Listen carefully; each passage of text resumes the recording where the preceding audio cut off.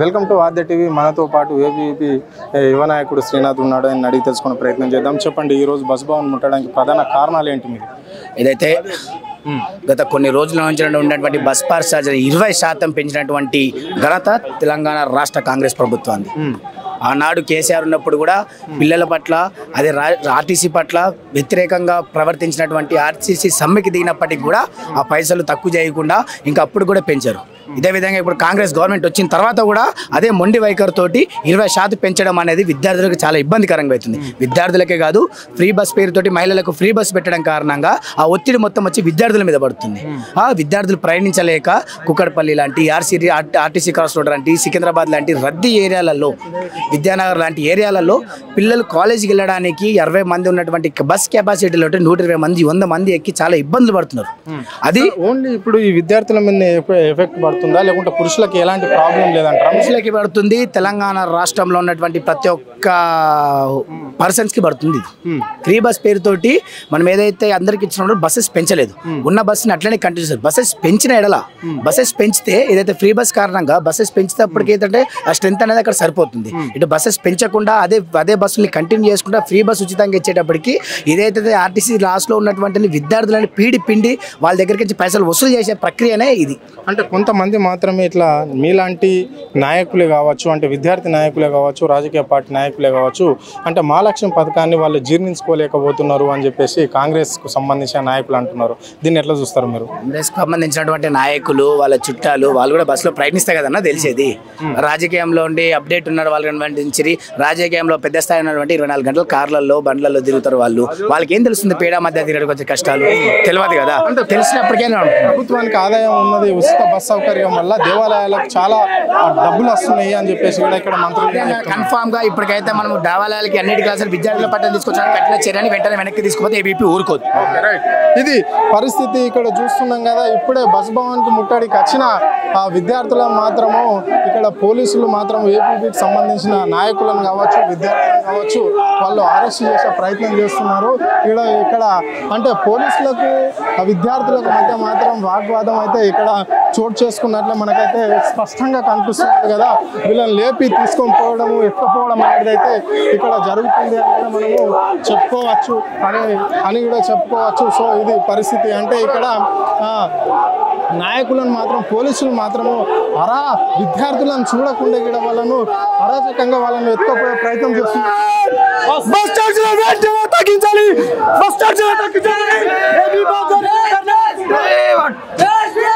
ఈ యొక్క తెలంగాణ రాష్ట్రంలో కాంగ్రెస్ ప్రభుత్వం విద్యార్థులకు ఎటువంటి న్యాయం చేయాలి, ఎటువంటి విద్యార్థులు న్యాయం చేయాలి. మాకు తెలంగాణ గవర్నమెంట్ వచ్చేసి 2 సంవత్సరాల పైగా అవుతున్నా విద్యార్థులకు అటువంటి న్యాయం చేయాలి. ఒక్కొక్క విద్యార్థి ప్రాణాలు అరిచేతుల్లో పెట్టుకొని స్కూల్స్లకు కాలేజీలకు వెళ్తున్న పరిస్థితి ఉంటుంది. ఈ యొక్క కాంగ్రెస్ ప్రభుత్వం ఇప్పటికి కూడా 2 సంవత్సరాలు వచ్చిన పార్టీకి కూడా మన తెలంగాణ ప్రభుత్వం మన ఎడ్యుకేషన్ మినిస్టర్ని పెట్టాలి. ఎంతవరకు మన రాష్ట్రంలో మద్యానికి మంత్రి ఉన్నాడు కానీ విద్యకు మంత్రి లేడు. ఇది అంటే ఇక్కడ విద్యార్థులను మాత్రము అంటే ముట్టడికి వచ్చిన విద్యార్థులను బస్ భవన్ దగ్గరికి వెళ్ళి పోలీసులు మాత్రము వాళ్ళను ఠాణాలకు తరలించే ప్రయత్నం అయితే చేస్తున్నారు. అంటే విద్యార్థులను ఎక్కడ పడితే అక్కడ టచ్ చేసుకుంటూ వాళ్ళను లేకపోయి వాళ్ళు ఎత్తే ప్రయత్నం మాత్రం చేస్తున్నారు. అంటే పోలీసుల అరాచకము ఈ కాంగ్రెస్ ప్రభుత్వంలో ఇంతంత కాదు అని కూడా మనం చెప్పుకోవచ్చు. చూస్తున్నాం కదా, వాళ్ళు రోడ్డు మీద పండుకుంటే రోడ్డు మీద వాళ్ళని గుంజుకపోయే ప్రయత్నం ఈ ప్రభుత్వం చేస్తుంది.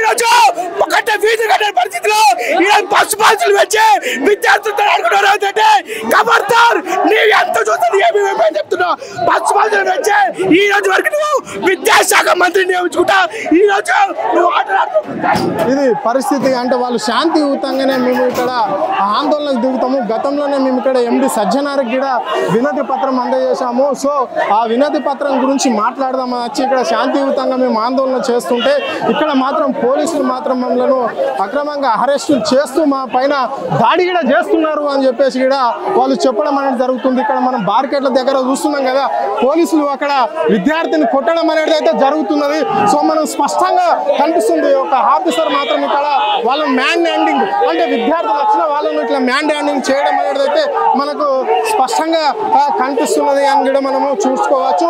అంటే వాళ్ళు ఎవరైతే అట్లా అడుగుతున్నారో వాళ్ళని కొట్టడం అనేది అయితే జరుగుతుంది అని చెప్పేసి. ఏమైంది సార్, ఏమైంది?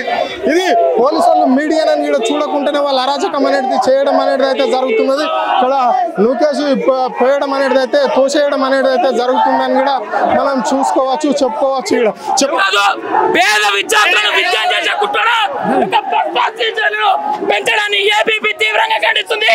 దాదాపు ఇప్పటికే స్కాలర్షిప్ ఫీజు రియంబర్స్మెంట్ 8,300 కోట్లు పెండింగ్ లో ఉన్న తర్వాత నెలకు 400 ఉన్న బస్ పాస్ ఫీజులను 600 లాగా చేసి పేద విద్యార్థులను అడుగు బలైన వర్గాల విద్యార్థులను కుట్ర చేసే దృష్టిలో రాష్ట్ర ప్రభుత్వం ఉంది. వెంటనే దీనికి ఆర్టీసీ చైర్మన్ సంగనాథ్ గారు సమానం చెప్పాలి.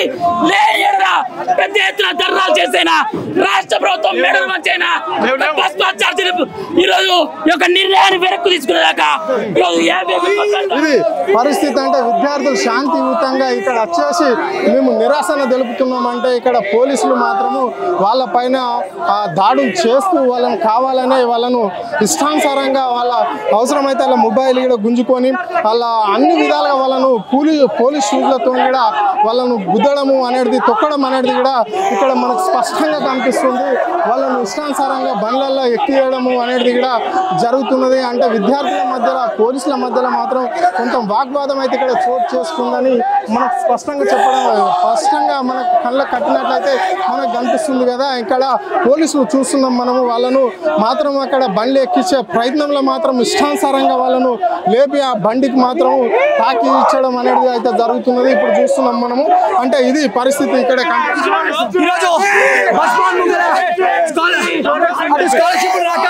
విద్యార్థులు ఇబ్బంది పడుతుంటే ఈరోజు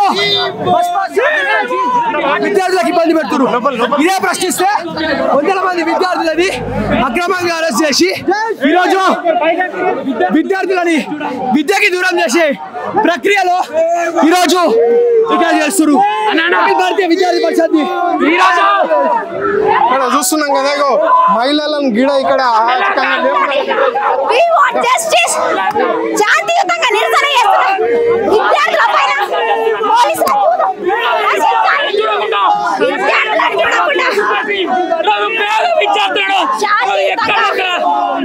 ఎందుకంటే ఇది పరిస్థితి. అంటే మనం చూస్తున్నాం కదా ఇక్కడ విద్యార్థులు తీవ్రంగా ఇబ్బంది పడుతుంటే ఈరోజు సరిగ్గా స్కూళ్ళు కాలేజ్ ఓపెన్ చేసే సమయానికి బస్ పాస్ ఫీజులు పెంచి విద్యార్థులకు విద్య దూరం చేసే ప్రక్రియలో భాగంగా ఈ కాంగ్రెస్ ప్రభుత్వం చేస్తుంది. చదువుకోవాలని చెప్పి ఇది పరిస్థితి. మహిళా స్టూడెంట్స్ లేపుకునే ప్రయత్నం అయితే చేస్తున్నారు.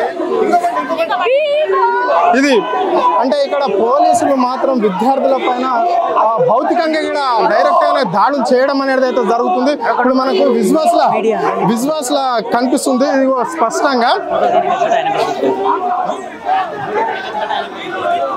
ఇది మీడియాకి సంబంధించిన పర్సన్స్ కూడా పోలీసు వాళ్ళు మాత్రము ఇక్కడ అలా లోపలికి ఎక్కేయడం అనేది అయితే జరుగుతున్నది. అంటే ఇక్కడ కెమెరామెన్లు ఎవరైతే ఉంటారో కొంతమందిని కూడా అంటే సోషల్ మీడియాకి సంబంధించిన వాళ్ళను వీళ్ళు పోలీసులు మాత్రము వాళ్ళని కూడా ఇక్కడ ఎక్కించే ప్రయత్నం అయితే ఇక్కడ చేస్తున్నారు. అంటే మ్యాన్ హ్యాండింగ్లు అయితే ఇక్కడ చేయడం అనేది అయితే జరుగుతుంది అని చెప్పేసి మనం స్పష్టంగా చెప్పుకోవచ్చు. అంటే ఇక్కడ పోలీసులకు మీడియా అంటే అవసరం లేదు.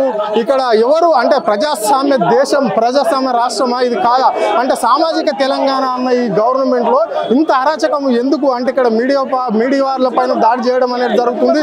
అక్కడ విద్యార్థుల పైన అంటే పోలీసులకు వాళ్ళు అరాచకాలు ఇంతంత కాదు. ఈ కాకిలది మనం చూస్తున్నాం కదా, వాళ్ళు అవసరమైతే వాళ్ళు ఏదైనా చేయడానికి సిద్ధంగా ఉన్నాము అని చెప్పేసి కూడా వాళ్ళు ఉన్నట్లనే మనకు కనిపిస్తున్నది. వాళ్ళు ఇష్టానుసారంగా ఇక్కడ అంటే వాళ్ళు ఎవరైతే ఇక్కడ ఆందోళనకు వచ్చిందో ఆందోళనకారులను మాత్రం ఇబ్బంది పెట్టే ప్రయత్నమే వాళ్ళు చేస్తున్నారు అని చెప్పేసి కూడా మనకు స్పష్టంగా ఇక్కడ కనిపిస్తున్నది. కళ్ళ గట్టినట్లు కనిపిస్తుంది. వాళ్ళను తొక్కడము అనేది జరగడం అనేది అయితే ఇక్కడైతే కింద పండుకున్న కూడా వాళ్ళు తొక్కే ప్రయత్నం చేస్తున్నారు, తొక్కుతున్నారు కూడా అని మనకైతే ఇక్కడ కనిపిస్తుంది అని కూడా చెప్పుకోవచ్చు. సో ఇక్కడ మనం కొంతమంది చూడొచ్చు, ఇక్కడ మహిళ విద్యార్థి ఉంటే ఆమెను కాదు అని చెప్పేసి ఇక్కడ వాళ్ళు చెప్పేసి తీసుకుపోవడం అనేది అయితే ఇది జరుగుతుంది అని చెప్పేసి చూడొచ్చు.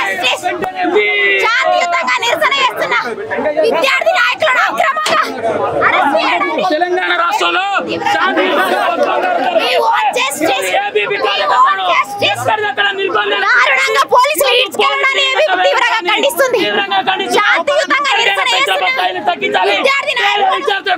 ఇది పరిస్థితి మనం చూస్తున్నాం కదా. మహిళలను చూడకుండా ఇక్కడ నిజంగానే ఇక్కడ మహిళలకు కూడా ఇల్లు ప్రాధాన్యత ఇవ్వకుండా వాళ్ళని ఇష్టానుసారంగా లేపడము, వాళ్ళని కూడా ఎవరైతే ఉంటారో జెంట్స్ ఉంటారో వాళ్ళ వెహికల్ని వేసుకొని పోయి వాళ్ళను మ్యాన్ హ్యాండింగ్ చేస్తున్నట్లు మనకు స్పష్టంగా కనిపిస్తున్నది. ఇక్కడ అరాచకం అయితే పోలీసులలో కొనసాగుతుంది అని చెప్పేసి బస్ భవన్ దగ్గర మనము చూసుకోవచ్చు. మనకు కనిపిస్తుంది ఏమన్నంటే మేము కాకి చొక్కలు వేసుకున్నాం కానీ మేము చేసేదంతా ఇలాగనే అన్నట్లనే వాళ్ళు వ్యవహరిస్తున్నారు. అంటే మరి ప్రభుత్వం వీళ్ళకు అంటే ఆందోళన చేసే పర్మిషన్ ఉన్నదన్న ఈ ప్రభుత్వంలో ఇలా జరగడం ఏంటి, మరి ఎందుకు ఇట్లా వీళ్ళను లేపి ఇలా చేయడం అనేది ఎందుకు జరుగుతున్నదో మరి ప్రభుత్వం చెప్తుందా లేకుంటే పోలీస్ యంత్రాంగం చెప్తుందా వాళ్ళే చెప్పవలసిన అవసరం అయితే ఉంది. సో ఇది కుదువి గారు చెప్పండి. ఈరోజు పెంచినటువంటి బస్ పాస్ ఛార్జీలను తగ్గించేంత వరకు ఏపీ ప్రజలు ఉద్యమిస్తుంటామని చెప్పేసి హెచ్చరిస్తా ఉన్నాం. పెంచినటువంటి బస్ పాస్ పెంపు ఛార్జీలను పెట్టండి. న్యాయమైన కోరిక మేము అడుగుతూనే ఎందుకు ఇంత అరాచకం చేస్తున్నారు పోలీసులు అని చెప్పేసి ఇక్కడ వాళ్ళు విద్యార్థి నాయకులు మాత్రం స్పష్టంగా చెప్పడం అనేది జరుగుతుంది. ఇంత అరాచకం ఏంటి, మేము ఏదో అక్కడ సజ్జనార్కు మాత్రం వినతి పత్రం అందజేశాం. సో దాన్ని విషయంలోనే మేము ఇక్కడ ముట్టడికి వచ్చినాం. దాన్ని తెలుసుకుందామని వస్తే మమ్మల్ని కావాలని గేటు బయటనే ఉంచేసి మనల్ని ముట్టడి కాకుండా చేసి మనల్ని అరెస్ట్ చేసుకపోవడం ఏంటి అని చెప్పేసి వాళ్ళు ప్రశ్నించినప్పటికీ కూడా విద్యార్థులను కింద పడితే కింద ఇట్లా ఎవరు పడితే ఆడికెళ్ళి ఇట్లా గుంజుకపోవడం అనేది అయితే జరుగుతున్నది. వాళ్ళను అంటే పోలీసులు మ్యాన్ హ్యాండిల్ చేస్తున్నారని కూడా మనకు స్పష్టంగా కనిపిస్తుంది. విజువల్స్లో మనం చూడొచ్చు. ఇది పరిస్థితి. అంటే బస్ భవన్ దగ్గర మాత్రం ఉద్రిక్తత వాతావరణం అయితే చోటు చేసుకుంది అని చెప్పచ్చు. అంటే విద్యార్థుల కంటే ఎక్కువ కూడా ఇక్కడ పోలీస్ యంత్రాంగమే మనకి ఇక్కడ కనిపించినట్లయితే స్పష్టంగా కనిపిస్తున్నది. చూస్తున్నాం కదా, ఒక్క విద్యార్థిని పట్టుకోవాలంటే 4 నుంచి 5 మంది పోలీసులు అయితే ఇక్కడ పనిచేస్తున్నారు. వాళ్ళ హక్కుల గురించి వాళ్ళు వచ్చి అడిగితే వాళ్ళకు ఫీజు రిక్వైర్మెంట్ విషయమే కావచ్చు, పెరిగిన బస్ ఛార్జీలు కావచ్చు, విద్యార్థుల బస్ ఫీజుల విషయంలోనే వాళ్ళు ప్రశ్నిస్తేనే ఇంత ఉంటే ఇంకా ఇది ఏం రాజ్యం, ఇది పోలీస్ రాజ్యమా లేకుంటే ప్రజాప్రభుత్వమా అని చెప్పేసి ఇక్కడ విద్యార్థులు స్పష్టంగా వాళ్ళు అడగడం అనేది అయితే జరుగుతుంది. వాళ్ళను ఇప్పుడు దాదాపుగా అంటే అరెస్ట్ చేసి వివిధ పోలీస్ స్టేషన్లకు మాత్రము విద్యార్థులను తీసుకుపోవడం అనేది జరుగుతుంది. ఈ కాకిలను మనం చూస్తున్నాం కదా, అంటే దాదాపుగా 200 మంది ముట్టడికి వచ్చిన విద్యార్థులను మాత్రం పోలీసులు బెదరగొట్టిర్రు అని చెప్పేసి స్పష్టంగా చెప్పుకోవాల్సిన పని స్పష్టంగా అయితే కనిపిస్తున్నది. అంటే ఇప్పుడు పోలీసులు అయితే ఇక్కడ విద్యార్థులను మినిమం బస్ భవన్ గేట్ కూడా దాటకుండానే వాళ్ళను అరెస్ట్ చేయడం అనేది కట్టడి చేయడం అనేది అయితే జరిగింది. అంటే అక్కడ వాళ్ళ సమస్యలు తెలుపుకోలేకుండానే వీళ్ళని ఇక్కడ దాదాపుగా ఒక 200 మంది విద్యార్థులు అంటే వందలాది మంది పోలీసులు అయ్యి ఒక్క విద్యార్థిని ఒక 4-5 మంది పోలీసులు కూడా వాళ్ళని లేపి DCMలలో వాళ్ళ వెహికల్లో పోలీస్ వెహికల్ వేసి వివిధ పోలీస్ స్టేషన్లకు మాత్రం వాళ్ళని తరలించడం అనేది అయితే జరుగుతుంది. కెమెరా పర్సన్ రఘుతో అరుణ్, ఆద్య టీవీ, హైదరాబాద్.